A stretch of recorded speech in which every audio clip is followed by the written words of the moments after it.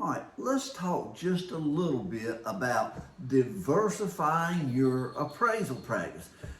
So many people ask me, how do you get away with not doing mortgage appraisals and working for appraisal management companies?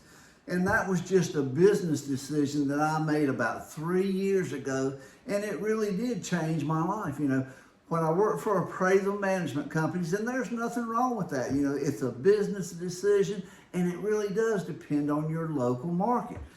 But when you work for them, they have a certain way of doing business, and one of those ways includes lots of emails and calls. They're in constant contact wanting to know when you're going to get the appraisal done. And I'm thinking, well, if I didn't have to answer all these calls and emails, I'd probably get it done a lot sooner.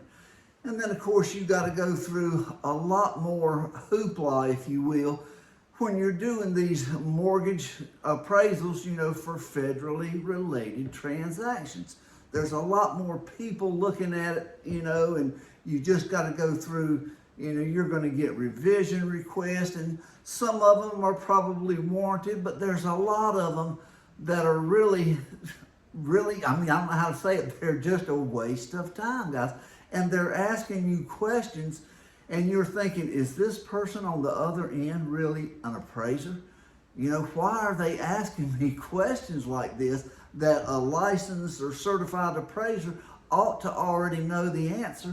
And plus, most of the time, the answer's already in my report. If they would read it, they would find out the answer to that. So anyway, what did I do to get out of that? I went kind of old school. Instead of emailing people, I went to the yellow pages, the old actual yellow pages. And you can do it online if you want to. But I started contacting attorneys in my market.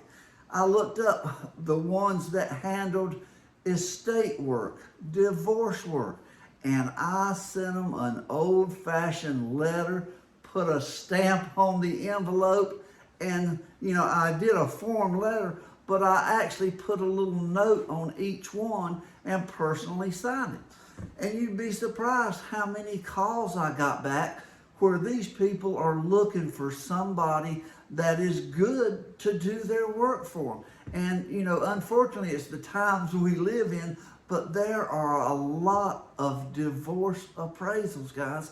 And even also, depending on your market, I'm in a market that's a resort area and a big retirement area, and there's a lot of estate work. Whether you want to do divorce appraisers or estates or, even the IRS appeals, pre-listing, there's a lot of work that are pre-purchase or pre-listing.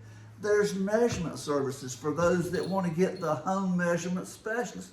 Whether it's buyers and sellers or agents that want to get homes measured before they move forward.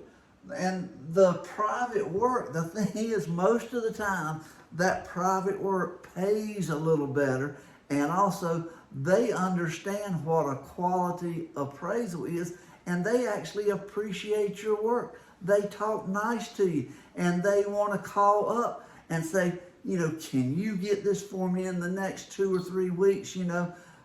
What's your time frame? They actually treat you with respect. They treat you like a professional. Imagine that, an appraiser treated like a professional instead of somebody being talked down to and rushed and kept on schedule like they're in grade school.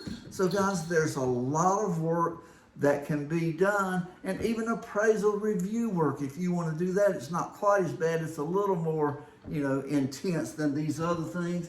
But these things, these are not that hard to get into, and it can change your appraisal business. Even if you cut back 25% or 50%, whatever, the percentage is, this is good work. They need good people to do this kind of work. Tax people that want to go to court cases and need a professional appraiser that's willing to go to court and testify.